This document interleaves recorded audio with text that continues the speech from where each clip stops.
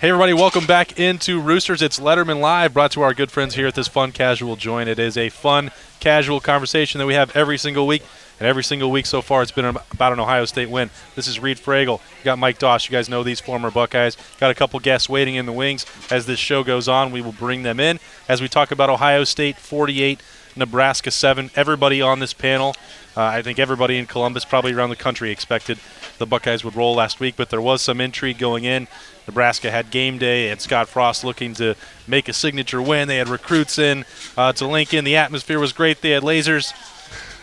And then the Buckeyes just absolutely destroyed them. Yeah, and I think it was pegged as the first real test going into it, and I think you've talked about that before, Austin. But, you know, it's just another week where we're looking at the next game up, and is that going to be the next test? And, you know, maybe we'll be a week from now and we'll be saying the same thing. Where can they survive the bye week? Right, exactly. You know, right now the concern for me is the 2 bye weeks in the middle of the season. I mean, to kill this momentum right now is something. Don't give away next week's show, Reid. Let's wait. Sorry. Hold on. Mike Doss, the defense. I mean, hey, look, Adrian Martinez is a tremendous dual-threat quarterback. Wandale Robinson, Spielman, these guys can do a lot of things offensively, but, you know, they really had no shot, you know, because everything was dominated in the trenches, and then a guy that we'll talk about a lot more about, I think, Jeff Okudah, is just absolutely making things happen in the secondary. So, I mean, maybe it was a test, and Ohio State just needs something much more challenging to get them going. I don't know. I would think so. I mean, we discussed it last week that, you know,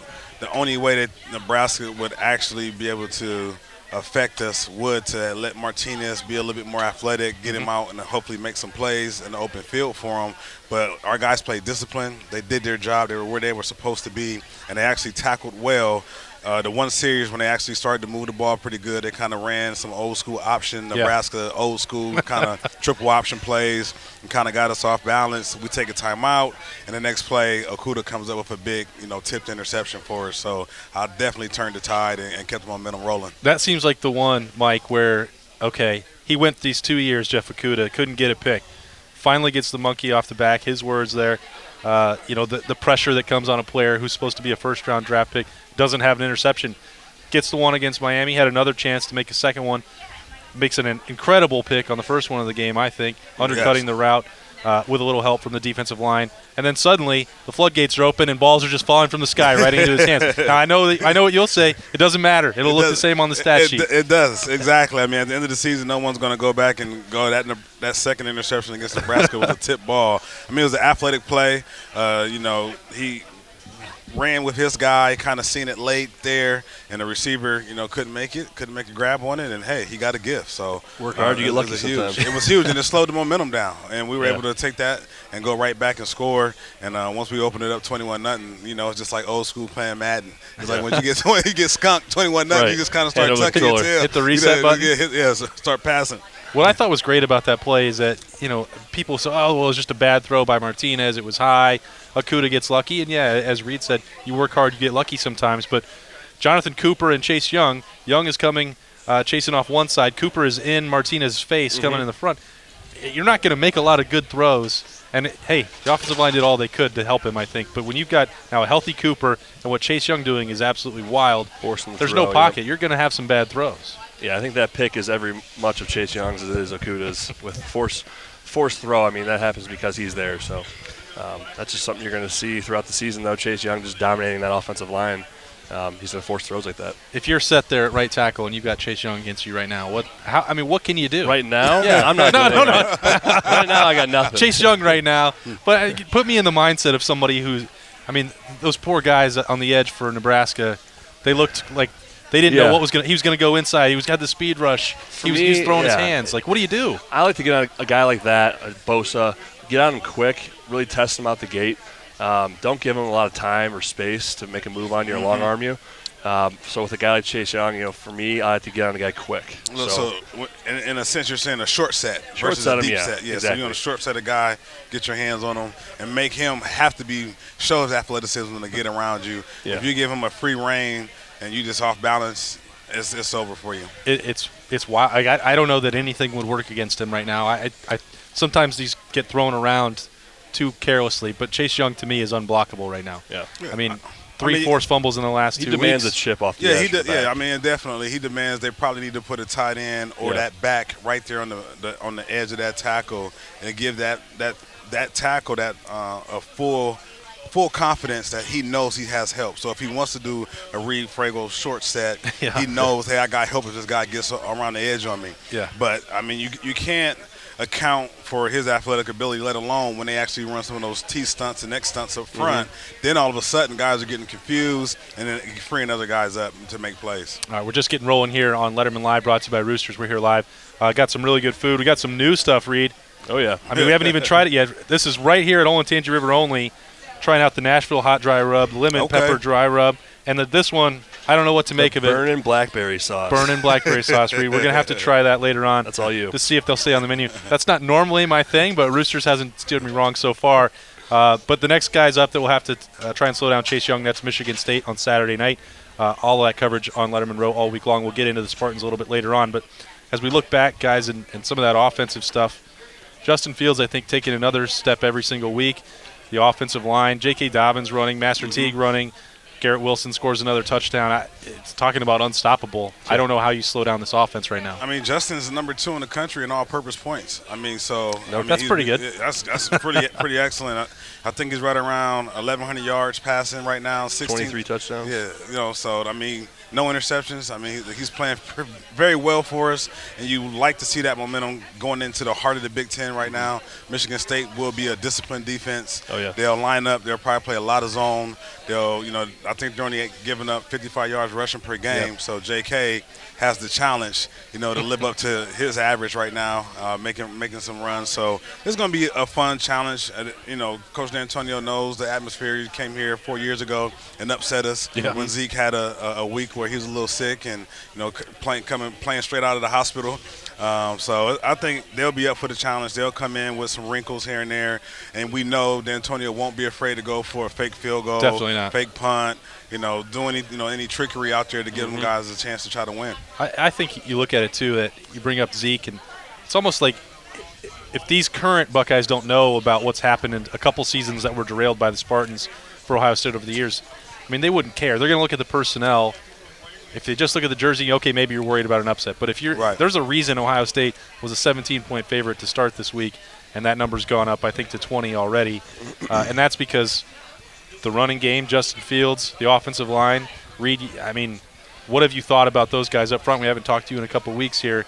I've been excited to talk about them because I'm going to go ahead and say something, I guess, bold here, but I think it's the best offensive line we've seen in the last decade or so at Ohio State because these guys, Josh Alby coming into the game, starting 70 snaps, 3 knockdowns, I think it was. That's not an easy task in Nebraska. I mean, it just shows the depth that this O-line has, and Coach Stud's done a phenomenal job of getting these guys prepared and ready.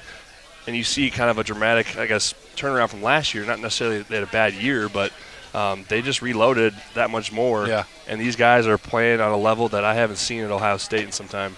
What do you do here? If I'm going to put you in Stud's shoes. Now I'm putting you in a lot of people's shoes, I guess, so far on this show, but you never want to see anybody lose a job to injury. And Brandon Bowen was a game-time decision last week. He's played well. He had championed the first 3 games.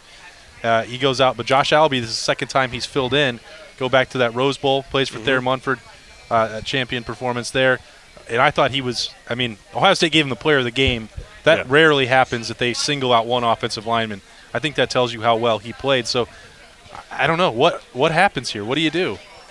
Well, I'm a huge Bowen fan, but Josh Alby too. I mean, he's a Detroit guy as well, so I'm a fan of him as well. But, it's just the whole unit as a whole. It's just fun to watch. And if somebody's healthy, I think they're all so close-knit together and they hang out and stuff. So I don't think there's any, awkward tension there between the two. It's just, if he's healthy, he'll get a shot. But if Josh Alby's the hot hand, I think you got to roll with whoever's been playing well until they give you a reason not to. Right. So and winning carries all. I mean, we know as long as they're winning, playing well, everyone's getting all the pub, everyone's getting the accolades week to week. Yep. And what's the most important is getting a W. You know, right? So I think those guys, Coach has a tough decision weekly, but those guys will play 2 series, play 3 series, and as you get rolling, you never know, injuries will roll up here and there or something will happen. But you just got to be ready to play when your number's called. All right, just scratching the surface here on Lettermen Live, brought to you by Roosters. Take a quick break for a word from our sponsors, and we'll be right back. At the end of a hard week, it's great to sit down, take some time off, and watch some football. Game-winning touchdowns on 2-minute drives, running backs racing down the sidelines with no one to stop them. There's nothing like college football, and there's no better way to make the games even more exciting than to bet on them. So do the smart thing. Go to mybookie.ag. No one gives you more ways to win than they do. MyBookie's got the fastest payouts and better lines than any other sportsbook. Don't forget, where you're betting is just as important as who you're betting on. And mybookie.ag is the best in the business. It's where all my friends play. It's where you should play too. Join now, and MyBookie will double your first deposit. Use promo code Lettermen Row to activate the offer. That's promo code Lettermen Row. Visit mybookie.ag today. You play, you win, you get paid. All right, guys, we're back. Welcome back in Lettermen Live. We're talking about the offense more. Touched on that offensive line, but Justin Fields. You said no interceptions, Mike, early in the show through 5 games. I wouldn't have thought that at this point. 23 touchdowns, probably wouldn't have expected that either. The guy seems to be in complete command, and he only seems to be getting better. Some of the holes he's starting to run, it looks like they're taking a little bit of that governor off him and letting him go and use that dual threat ability a little bit more. So what do you guys see offensively? It just feels like there's more that this team can still do, which has got to be a scary thought, the way they're making it look so easy. Well, my first thing is we got to keep Coach Day. I mean, the NFL's going to be calling. I mean, his creativeness over the last 2 weeks and just slowly opening up that playbook, you can see how dynamic, our offense can be. And Justin's made the right decision. A couple throws you would have liked to be a little bit more perfect, maybe missed the extra touchdown. Yeah. You know what I mean? Chris Olave right there on the deep shot before halftime. Right. But at the end of the day, I mean, he's making, excellent. He has an excellent decision making, and then when it is time for him to make a play with his feet, he's made it for us to keep drives going. And the running game has just been solid. I mean, Master T comes in and spells J.K. and he's just pounding. I mean, I'm looking at this guy looking like Eddie George. It's like, who's this guy coming down the field, turning 35 pounds. Yeah. And it's like, oh snap! I got to tackle this guy. And so that 1-2 punch with Teague and Dobbins back there. I mean, that's just all day. I mean, I think it was 350-some rushing yards. That in itself is obviously where I'm going to draw my focus to. Yep. But the weapons that we have at receiver, I mean, it's just you never know who's going to come down with the big play, and we have so many options out there. Austin Mack made some great plays. Yeah, Austin Mack had a breakthrough game last week, and you just never know week in and week out who's going to be that guy that's going to have a breakout game, but everybody's capable of it. It seems like, too, that now that the threat of Fields exists, at least in the mind of these opponents and the defensive coordinators, I'm thinking about the one – it looked like a zone read, or I don't know. He not even was going to give it to Master Teague. Justin Fields going to keep it the whole time. Right. And nearly scores down the right sideline. Another big block there. Wyatt Davis pulling out. Little stutter step at the end. Yep. The Braxton Miller thing. Yeah. I mean, I broke this down with Tim May earlier today. I thought he would have scored if he hadn't thought he was Braxton Miller. Like, just use your speed. You didn't need to beat the guy. But to me, it was an example. It was like all of the flows going left, and you could tell that Nebraska's like, well, you got to stop Teague. And then if you have this running lane for someone with Justin Fields' speed, but you have to honor the backfield, and that just shows you the dangers of this offense. It's a three-headed monster. You never know who's going to get the ball, what route they're going to go, especially with the zone read option. That you have to honor certain things, and unless you have, top-tier talent at all levels, you're going to get beat in some places, and they'll find a way to beat you. I'm starting to watch it like you now, and I've spent enough time with Buckeye IQ. Josh Myers goes to the second level. You got Wyatt Davis kicking out. You got Josh Alvey just absolutely burying some folks down there. I mean, I'm not normally a guy that can watch it live and see that stuff. So that tells you how good I think the offensive line was playing. They're making it very clear for you. Definitely. and like Reid said, to see those offensive linemen getting to that second level and actually making an impact. You see a lot of guys trying and throw their arm out at a linebacker, but to see our guys getting hands on and throwing real blocks and open and keeping creases open, that's really nice. All right, as you guys watch here and you start turning the attention towards it's October, business about to pick up in the Big Ten, right? Like that's just how it works. Got Wisconsin at the end of the month. Is there anything? I look at this team and don't see a weakness. Is there anything that you guys see with a little sharper vision that still needs to be tuned up, corrected? Any concerns with the Buckeyes? I mean, as far as any concerns, I mean, back to Justin Fields, some of the touch throws, he made an beautiful throw in the corner of the end zone. That on rhythm, that throw was the best throw of the season I saw from him, and just a 3-step rhythm throw, and he placed it, only where our guy can get it. Yeah. And this will be the challenge this week. Again, I think Michigan State's going to come in. They're going to play a lot of zone. They're going to do a little bit of man blitz here and there. But he's going to have to make some good throws in third and long if we get into those situations, and that will probably be the difference. And just being that third down efficiencies, which we've been really well at this year, and converting those. But as far as our defense, we haven't really been challenged downfield. And any play down the field, our secondary is freaking jumping up and attempting to knock it down, making plays. Yeah. The linebackers are making plays, and our strength is our D-line, and I think that will be the difference for us this week. Yeah, I was talking to Spence about this before. I don't really see a weakness right now. It's tough. I know there's probably things they can improve on. Yeah. The only thing I could ask is have our field goal kicker 45 yards or more. Do we got is that the challenge? Right. He banged through a couple last week, and Blake Hobby was suddenly the special teams player of the game. So. Exactly. But, I guess just going into this week, as Mike was talking about earlier, the run defense that we're going up against, this will be a really good test, I think. We've been saying this over and over again. This should be a good test, though. They've just had a few quizzes so far. Right. Yeah. This will be a good test, though, for the run game. We've been powerful and dominant throughout the season so far. So I'm really looking forward to this game because Michigan State, my senior year, went up to Michigan State. That was pretty much a foot in the ground moment for our team, and made a statement from that game on. So I think for me, I look at it like this is a game the O-line can come in and really just dominate and empower their will on this run-stopping defense and make a statement. Take me back to that 2012. That was a competitive game. It was a slugfest. I remember writing all the stories afterwards when you guys would talk about the special moments and the championship toast for the first time with Urban. What was it that made that so special? It sort of got this program back on track. It was just one brief hiccup there in 2011, but it seemed to shift the whole tone. What was it about that game there? Well, we knew going up to East Lansing it was going to be a hostile environment, or black flag city environment like we called it. So we kind of just said this is where we decide, the past 4 weeks or whatever it was, are we going to learn from those weeks and really make a statement here on a national stage and show that we're a different team. We're not the 6 and 7 team we were last year. This is where we're going to put our foot in the ground and really make a statement where we can. And Michigan State at the time, had Will Golston on the edge, and it was a really big game, just like kind of this game seems to be. I don't know if they have any Will Golstons like that on the edge, but they got their defensive end. I want to say the linebacker or somebody has about 4 sacks, only half of what Chase Young has right now, but he's in the top 25 in the country. Yep. Yeah. So the difference again is D'Antonio. He knows what it's like to play Ohio State. He's been in this situation several times, and he's won some big games, and the biggest one coming 4 years ago in the shoe when we were preseason destined to be number 1, national champion. Yep. And they're going to come here. They're going to be very disciplined. They're going to come with a game plan, and they're going to try to execute that game plan no matter what. It's a matter what we do to destroy their game plan to make them have to go to something else. We know who sits number 1 in the rivalry rankings, and Urban always said there was no number 2.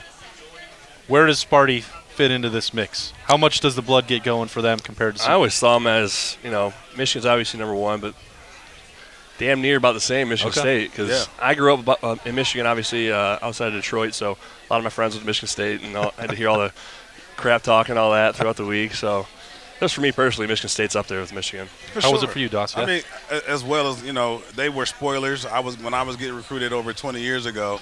They in '98 they beat our team, and I was coming in that next class, and we end up playing those guys. They had Nick Saban. That's how long ago I played against Michigan State. They had Nick Saban as their head coach, right? But they compete, and that's the one thing that they always compete. And they're going to come down with blue collar. They don't have it. They're not going to be fancy. They're not going to come out here with do anything extravagant. Yeah. But they're going to come blue collar, hard nosed. They're going to basically try to hit you in your face and say, how many times can we hit you in your face? Let alone take our hits, because we're going to hit them in the face. I mean, the way that the way that we show up, we're going to hit them in the face. It's just a matter who can withstand the blows and get down to the fourth quarter. Michigan State's thought process is this. D'Antonio will always tell us, if it comes down to the fourth quarter, who doesn't make the mistake in the fourth quarter is going to win the game. Yeah. And then he wants to keep it close to the fourth quarter. That's his goal. Just get to the fourth quarter, and then we have a football game. So if we continue to roll like we're rolling, getting out early, it's going to be tough for them because they don't score a lot of points. Yeah. All right, about to cut these guys loose. We got Chimney Chekwa waiting in the wings to come in and break down some more stuff with us. So quick, guys, before we move on to that next segment, what are the predictions on Saturday night? Lock it in. 20-point favorites right now? Yep. I'm going to say Ohio State 45, Michigan State 10. There it is. Well, I think they're going to come in. First quarter might be a little bit tight, but I think we'll end up blowing it out, and I can see us putting up, like a 38-13 win, something where it's respectable for a little bit, and then we'll eventually just start to pull away. So, like you said, 38-13. I like how I just get to wait and play it close to the vest and can hear everybody's thoughts and do it at the end of the show when everybody knows. So I'm going to be a pro about that. We're going to keep breaking down. Come on. Hey, Ohio State is going to win by a large margin. I've said this earlier, and I will say it every day this week. They are that favorite for a reason. They are not going to slow down. Yeah. And I don't respect Michigan State's offense at all. No, so I think that Ohio State, I'll just keep going here. They're going to score on defense. They're about due for something big on special teams, whether that's a punt block or putting punt Garrett return, Wilson back there at punt return, I think has to be done. And look, Michigan State has come in with the top-ranked rush defense before. Yeah. I'm thinking about 2 years ago. And Mike Weber and J.K. Dobbins absolutely destroyed them. Yeah. So Right. I don't buy it. I just don't buy Michigan State. This is going to be a massive blowout. Score prediction. 55-7. Nice. Ooh. Love it. It's going to be a blowout. And, hey, that's the way they've all been so far. But they still give us plenty to break down. We're going to keep doing that right here on Lettermen Live, brought to you by Roosters when we come back from this quick break. Hey, Buckeye fans, as the official wing sponsor of your Ohio State Buckeyes, Roosters is giving away 12 trips for 2 to this year's Buckeye Bowl game. Each trip comes complete with airfare, hotel, gift bag, and 2 lower-level tickets. One bowl prize winner chosen each week, along with other cool Roosters weekly prizes. So register every week at your favorite Roosters or at roosterswings.com. Roosters, a fun, casual joint, and the official wing sponsor of Ohio State Athletics. Official contest rules at roosterswings.com. All right, guys, welcome back. We changed it up a little bit. We got Chimdi Chekwa, former Ohio State NFL cornerback, now in the mix, and Spencer Holbrook, my compatriot there at Lettermen Row, to talk about what happened there. It was still 48-7. That score hasn't changed. Chimdi, since you're just joining, what was your first thought that score on Saturday night? I expected it. A week ago, someone asked me, what do I think the score is going to be? I didn't want to give a official score because then people hold you to it. But I was like, they're going to win by 3+ touchdowns, which in my head means they're going to blow them out. I didn't expect Nebraska to be able to put up much of a fight at all. This Ohio State team is legit. And last week, I was like, okay, they're a top 4 team in my head. Mm-hmm. I've been nervous, right, because when you're talking about making those score predictions and these spreads get so huge, they're Big Ten games on the road. You're should I really be picking a 32-point win, which is what I did? And I thought, well, that's pretty aggressive. And then they go win by 41. It's like every week, it's kind of cliche, but it just feels like they're gaining strength and getting better as the season goes on. And I'm not even sure that how close they are to their potential at this point. And that's the key. They're getting better each week. You saw it from FAU to I'm forgetting who they play. Cincinnati. Just stacking it one after Indiana. And you see the improvement, even if they're not playing someone who's not that good, right? You see the improvement. You see the improvement defensively. I look so much at the defense, seeing small things I kind of nitpick and say, they need to correct that thing. And I see it. The next game, I see Okuda come out and get a pick on something. I said, you know what, he needs to correct that. Then he comes out and gets a pick, and it's like you can see the improvement even when they're blowing teams out, which is really what's key to continue to improve and peak and be that team that can compete for a national championship. Spencer, was there anything that surprised you about that trip to Lincoln? Nothing really surprised me, and I don't think anything's going to surprise us from this team unless it's a loss. That would be surprising to me. Because I mean, look at how dominant they've been, and you can point to any position group and say, what could surprise you out of that group? What could surprise you out of that group? I think maybe 5 catches from one of the tight ends might surprise me. But other than that, I mean, if Justin Fields has 6 touchdowns in a quarter, well, he's already done that, so that's not going to be surprising. If Chase Young has 2 strip sacks in back-to-back possessions, well, he's already done that, so that's not going to be surprising. Jeff Okudah, 2 picks, 1 from his back. Nothing's going to surprise me out of this team anymore just because they've been so dominant. And you can talk about who they play, but I look more at how they play. And how they're playing is, you can't find a blemish on their team right now. And people keep saying that, and Chimdi said that he had him as a top 4 team right now. I'm not sure who could really argue with that. For some reason, They're number 5 in the coaches poll still, but whatever, that doesn't matter. We look at who they played, it's actually a little bit tougher than people seem to give them credit for. I saw one strength of schedule rating that had that number 22 in the country. The only team in the top 10 that was higher was Auburn. So it's not like they're doing against nobody. Cincinnati is going to be a ranked team at the end of the year. I firmly believe that. We'll see how they do against UCF. But, on the road at Nebraska is not easy. They had to go on the road and play Indiana. Their record is what it is. It's still a Big Ten conference game away from home. So I don't discount what they've done. What happens there is it gets discounted after the game. It's like, Nebraska is going to be a good challenge for them. Then you blow them out. Nebraska's not any good. Yeah, game day was there for Well, and there have been questions, why put Ohio State at number 1? Who have they played? You hear that a lot. Well, Alabama's number 1 right now. And Indiana looks a lot like Duke to me. And Nebraska looks a lot like Ole Miss to me. So other than that, they've played group of 5 teams. It just doesn't make sense to question why put them at number 1. If they look like the best team, which in my opinion they do, why are they still getting ranked 7th by this guy in Wichita or whatever? Or why are they getting ranked number 8 by this person somewhere else? If you're watching the games, this team is a top 4 team easily. And that's the key. If you're watching the games, it's sometimes you see games and you're like, okay, this team hasn't played anybody. But sometimes you have to watch the way a team wins. And if you watch Ohio State through these first few games, you see how they win offensively, defensively, and special teams. You're talking about a blocked field goal, 2 blocked punts, and the first 3 games. Yeah. That's a team that has a formula for winning games regardless of who they line up against. Because, punt is punt. No matter what, no matter what team you're playing against, punt is something that teams should be able to get punts off. And if Ohio State's going out there and blocking punts, they're just good top to bottom this year, really good. All right, I was really interested you touched on this already, Chimdi, but with Okuda, Arnett, we just talked about those guys. We've had both of those Buckeye Qs going into last week's game, and you have talked a lot about both those guys, but Okuda with the potential to be a top 10 pick, be a first-round pick, and you saw a couple things that he needed to improve on. So what did you make of that performance on Saturday? Because I thought the first pick was the reason why people want to draft him right there. Yeah, and the first pick is really something that he's been doing. Dating back to last year. He's in man-to-man coverage. Guy runs a crossing route across the field, which is tough to chase a guy all the way across the field. Yeah. Not only does he chase him across the field, he also picks the ball off. So that's the reason why he is what I project to be a top 10 pick. The second one, which people will say, that's a lucky play. There's always a little bit of luck in some of those type of plays, but he's in the cover 3. His guy runs a deep, skinny post. He has to stay with his guy up until he delivers him to the safety, or he sees the ball thrown. He saw the ball thrown, and that happens because they're in a cover 3, right? Now you have more vision. You're not just staring at your guy. So he sees the ball thrown. He tries to redirect, which is why he falls on the ground. But is him being disciplined. He stayed with his guy. But he also kept his eyes inside and was able to make that. He doesn't make that play if he's not true to what he's supposed to be doing. Luckily, it did fall right to him. But had he not fallen, he'd have picked that ball off and been off to the races. Gone a ways. It's still. Hey, you have to give guys credit for playing in the system.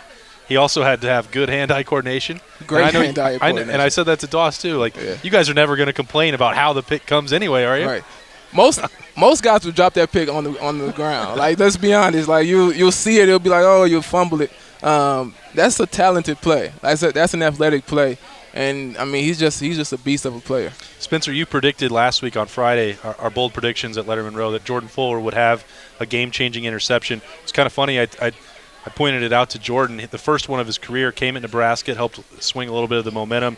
He was in that cramped interview room that we were in on Saturday night 2 years ago. He remembered. He said, that's the table I was at. Goes out 2 years later and does the same thing. You saw it coming. What is it about Fuller right now that's standing out? I think he's kind of the unsung hero of this defense. Chase Young applies the pressure and the corners get all the love, but he's just really solid. And you don't really get a lot of praise when you're solid back there. You have to stand out as a superstar, tip passes all the time. He's just been solid every time he's been on the field since he's been at Ohio State. I can't point to one time in his career where it's been like, wow, Jordan Fuller just didn't play well. He just seems to always be there in the right place at the right time in big moments. And big-time players make big-time plays. It's so cliche, but for Jordan Fuller, the pick against Nebraska 2 years ago, back-to-back Michigan games, he's had a back-breaking interception of a Michigan quarterback. And then now, it's not like Nebraska was driving the ball down the field at will, but that kind of took every last bit of win that Nebraska had in its sail. What is it about Jordan Fuller that stands out to you, Chimdi? I mean, pretty much what he said. He's been a solid player throughout his time at Ohio State. He makes the right play. You can tell he also helps get guys lined up, gets guys in the right spot. And he's just doing his job and getting things done. It's kind of difficult sometimes at safety where you have a dominant D-line and the other team can't handle him. He's not going to get as much action and be on tape as much. But his time will come. There will be some tough moments, some tough games, and you will really see the value of Jordan Fuller back there. All right, Ohio State 5-0. They've got Michigan State coming to town, another Big Ten East game. A team that, if not a true rival, is certainly in the mix there for some bad blood with the Buckeyes and have wrecked some seasons. So far, nobody's come close to predicting that the Spartans can hang with the Buckeyes. It's 17 to 20-point spread. Are there any concerns for you guys that you want to see something from Ohio State this week that maybe Michigan State could exploit? What are you looking for on Saturday night? Yeah, if I was to come up with a concern, I'd have to create one, right? And because it doesn't jump off the screen. Yeah. But Ohio State has done a great job in every game of running the ball, whether it's with Fields or with their tailbacks. If a team can come in there and stop the run, I want to see, is it going to be a completely different offense? I know no matter who you're playing against, or no matter who you are, if you can't run the ball, it's hard to be successful. But if a team can come in there and at least slow down the run and force Justin Fields to have to make most of the plays in the game, I'm interested to see how Ohio State reacts to that, because right now they have a really balanced attack. But do you have that same balance? Do you keep that same balance if the run is slowed down a lot? That's my only question. I like that because 2 years ago Mike Weber was the guy against Michigan State. Last year Mike Weber was the guy against Michigan State. He just seems to match up well. He just seemed to match up well against what Michigan State does on defense. I'm anxious to see if J.K. Dobbins gets it going on the ground Saturday, or if they turn to Master Teague and give him some carries, because this was always a defense that Mike Weber liked to torment, and maybe it was because he was from Michigan. It's the Michigan stuff. But it was kind of like it matched his style, and so Master Teague has that similar style. I'm anxious to see how Master Teague does against this defense, because we know what J.K. Dobbins can do against any defense, but it just seems like the kind of game Master Teague might go over the century mark. I don't know. It just feels like that to me. All right. Winding down here on Lettermen Live, brought to you by Roosters. Score prediction time, guys. The first segment, they talked me into it already, so I gave mine. It's up to you guys. What do you got on Saturday night? I'll say 41-17. Ohio State. I don't think it feels close. I just think it's going to be a total dominance overall. But in the end, I say 41-17 because you bring in the backups in or something. Yeah, I had 41-13. Okay. So we're on similar ways. Did you guys share those thoughts beforehand, or is this just talking? No, this is completely spontaneous. So. Yeah, so I love it. Great minds, right? All right, well, hey, it's been great having Chimney Check down first time at Lettermen Live at Roosters. Great to have him. Spencer Holbrook, know him, follow his work with me at lettermenrow.com. Had Mike Doss, Reid Fragel, awesome hanging out with those guys as well, and really appreciate Roosters. Got those 3 new testing sauces here and rubs. Come check those out at Olentangy River at Roosters. Fun, casual joint. This has been Lettermen Live. We will see you next Monday. We'll break down Ohio State and Michigan State. See you then. Thanks for watching. Subscribe below to get the latest videos from Lettermen Row. We got Lettermen Live. We've got the practice report. We got rapid reaction. Hey, and we got Buck IQ with Zach Bourne. For sure. We got recruiting breakdowns with Berm. We got whatever you need. Ohio State football and Ohio State athletics, we've got you covered here at Lettermen Row.